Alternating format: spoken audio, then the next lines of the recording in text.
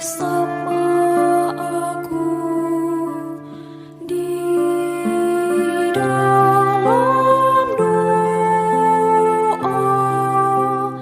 di dalam doa.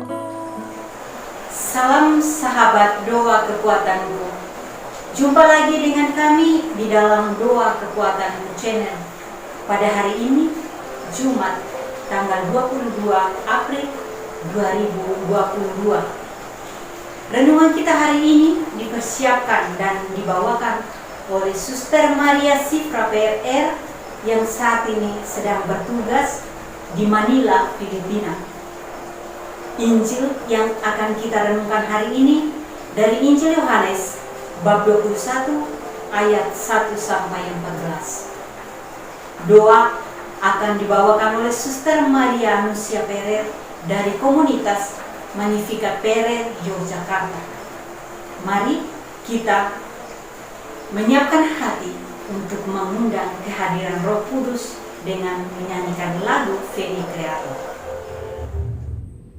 Datanglah bila hampa hatiku, hiburlah bila hamba cintaku, cairkan bila beku hatiku, segarkan bila layu jiwaku. Tuhan, sumber hidupku, hanya Engkau, arah hidupku, hanya Engkau, arah hidupku.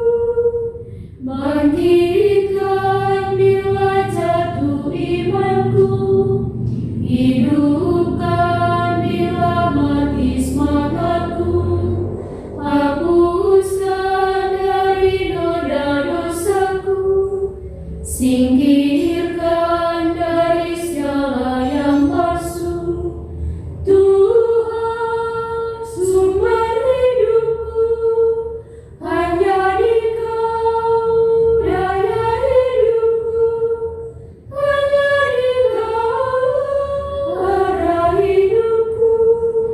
Hilangkan dengki dari hatiku, rendahkan bila tinggi hatiku, lemaskan bila kaku lidahku, patahkan karya keselamatanku.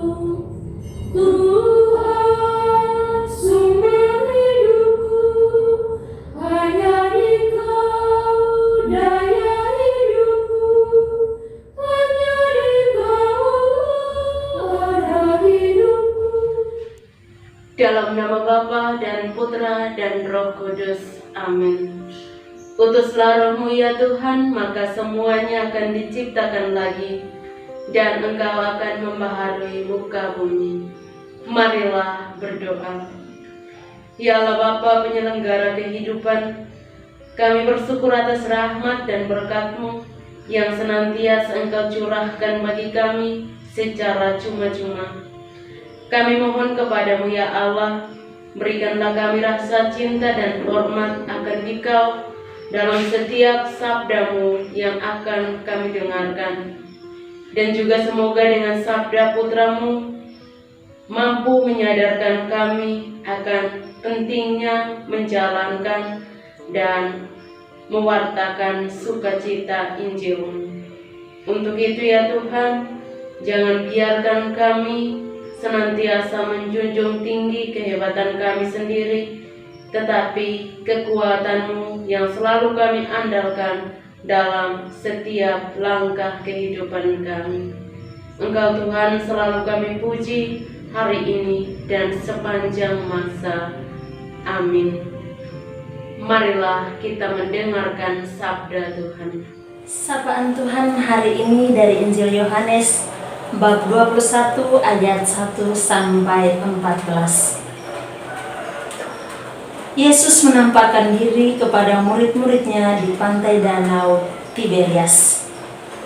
Kemudian Yesus menampakkan diri lagi kepada murid-muridnya di pantai danau Tiberias, dan ia menampakkan diri sebagai berikut. Di pantai itu berkumpullah Simon Petrus, Thomas yang disebut Didimus, Nathanael dari Kana yang di Galilea, anak-anak Zebedeus, dan 2 orang muridnya yang lain. Kata Simon Petrus kepada mereka, "Aku pergi menangkap ikan." Kata mereka kepadanya, "Kami pergi juga dengan engkau." Mereka berangkat lalu naik ke perahu, tetapi malam itu mereka tidak menangkap apa-apa. Ketika hari mulai siang, Yesus berdiri di pantai, akan tetapi murid-murid itu tidak tahu bahwa itu adalah Yesus. Kata Yesus kepada mereka, "Hai anak-anak, adakah kamu mempunyai lauk pauk?" Jawab mereka, "Tidak ada." Maka kata Yesus kepada mereka, "Tebarkanlah jalamu di sebelah kanan perahu, maka akan kamu peroleh." Lalu mereka menebarkan, dan mereka tidak dapat menariknya lagi karena banyaknya ikan. Maka murid yang dikasihi Yesus itu berkata kepada Petrus, "Itu Tuhan." Ketika Petrus mendengar bahwa itu adalah Tuhan, maka ia mengenakan pakaiannya sebab ia tidak berpakaian, lalu terjun ke dalam danau. Murid-murid yang lain datang dengan perahu karena mereka tidak jauh dari darat, hanya kira-kira 200 hasta saja, dan mereka menghela jala yang penuh ikan itu. Ketika mereka tiba di darat, mereka melihat api arang dan di atasnya ikan dan roti. Kata Yesus kepada mereka, "Bawalah beberapa ikan yang baru kamu tangkap itu." Simon Petrus naik ke perahu, lalu menghela jala itu ke darat, penuh ikan-ikan besar, 153 ekor banyaknya, dan sungguh pun sebanyak itu, jala itu tidak koyak. Kata Yesus kepada mereka, "Marilah dan sarapanlah." Tidak ada di antara murid-murid itu yang berani bertanya kepadanya, "Siapakah engkau?" Sebab mereka tahu bahwa ia adalah Tuhan.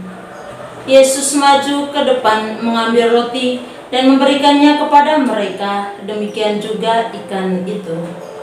Itulah ketiga kalinya Yesus menampakkan diri kepada murid-muridnya sesudah ia bangkit dari antara orang mati. Demikianlah sabda Tuhan. Terpujilah Kristus. Salam jumpa Bapak Ibu, para sahabatku yang terkasih. Permenungan kita hari ini saya kasih tema pengalaman saja tidak cukup. Ikuti kata-kata Tuhan. Bapak Ibu para sahabat yang terkasih dalam Kristus. Banyak orang bersaksi bahwa pengalaman adalah guru terbaik. Pengalaman juga dapat membawa orang kepada keberhasilan. Karena itu, orang selalu ingin belajar dari pengalaman.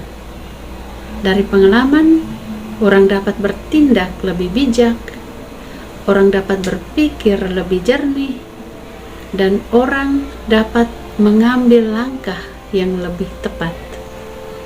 Tetapi, Injil hari ini memiliki sudut pandang yang berbeda, bahwa pengalaman saja tidak cukup.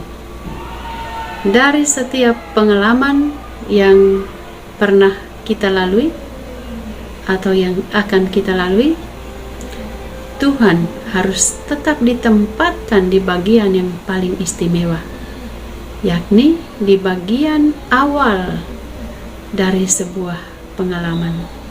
Bapak Ibu, para sahabatku,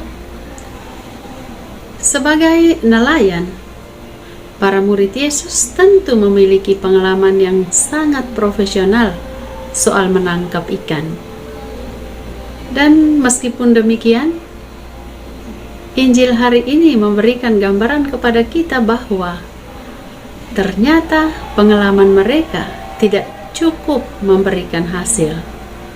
Buktinya, sepanjang malam mereka menebarkan jala mencari ikan, tetapi mereka tidak menangkap apa-apa.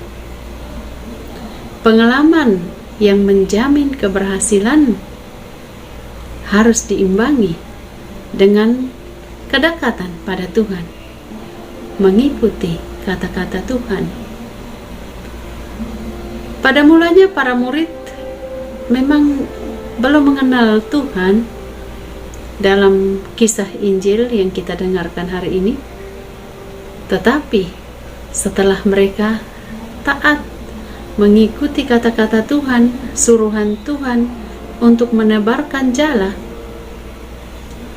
dan mereka mendapatkan hasil yang sampai di luar dugaan, di luar dari kebiasaan-kebiasaan mereka selama ini dalam menghasilkan tangkapan ikan. Dan disitulah mereka mengenal Tuhan, bahwa yang menyuruh mereka untuk menebarkan jala itu ternyata Tuhan, dan diakui oleh murid yang dikasihi Yesus bahwa itu Tuhan. Mereka mengenal Tuhan setelah mengikuti kata-kata Tuhan. Para sahabatku yang terkasih, keberhasilan tidak bisa mengandalkan kehebatan, perjuangan, dan kemampuan kita saja. Keberhasilan harus bersumber pada Yesus, harus taat pada perintahnya, harus mengikuti kata-katanya yang adalah sumber hidup kita. Oleh karena itu, perlu kepekaan hati nurani untuk mendengar kata-kata Tuhan yang sesungguhnya. Kepekaan hati nurani akan memampukan kita untuk mengenal apakah itu suara Tuhan atau tidak. Apakah itu suruhan atau kata Tuhan atau tidak. Mari kita terus membentuk kepekaan hati nurani untuk dapat mengenal rencana dan kehendak Tuhan dalam hidup kita. Mari terus mengejar keberhasilan dalam hidup kita dengan mengandalkan Tuhan, bukan mengandalkan kekuatan kita. Tuhan memberkati kita sekalian. Setelah kita mendengarkan firman Tuhan dan sejenak kita merenungkannya, marilah kita bersatu hati memanjatkan doa-doa permohonan kita. Kita bersyukur kepada Tuhan untuk rahmat penyertaan-Nya, bimbingannya bagi masing-masing kita, sehingga pada kesempatan ini kita masih diberikan rahmat kesehatan dan juga nafas kehidupan. Kita berdoa mohon berkat Tuhan selalu dan senantiasa untuk setiap kegiatan yang akan kita jalankan seluruh hari ini. Marilah kita mohon, kabulkanlah doa kami ya Tuhan.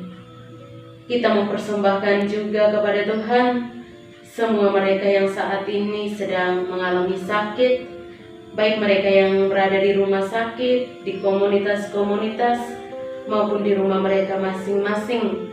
Terkhususnya mereka yang selalu meminta doa dari kita, maupun yang kita janjikan doa untuk mereka. Semoga Tuhan yang Maha Belas Kasih, Maha Murah, boleh mengulurkan tangan kasih-Nya dan menjamah bagian tubuh mereka semua yang saat ini sedang sakit, agar pada waktunya mereka boleh mengalami kesembuhan sesuai kehendak dan rencana Tuhan sendiri. Marilah kita mohon, kabulkanlah doa kami ya Tuhan. Kita juga mempersembahkan kepada Tuhan keluarga-keluarga yang saat ini sedang mengalami persoalan, masalah-masalah. Semoga Tuhan boleh dengan Roh Kudus-Nya menggerakkan hati mereka semua, agar mereka boleh menciptakan situasi baru, saling berdamai, saling memberikan ketentraman, dan terus memperjuangkan kerukunan dalam hidup keluarga mereka. Marilah kita mohon, kabulkanlah doa kami ya Tuhan. Kita satukan doa-doa permohonan kita dan juga kerinduan hati kita masing-masing dengan doa yang diajarkan oleh Kristus sendiri kepada kita. Bapa kami yang ada di surga, dimuliakanlah nama-Mu. Datanglah kerajaan-Mu, jadilah kehendak-Mu di atas bumi seperti di dalam surga. Berilah kami rezeki pada hari ini, dan ampunilah kesalahan kami, seperti kami pun mengampuni yang bersalah kepada kami.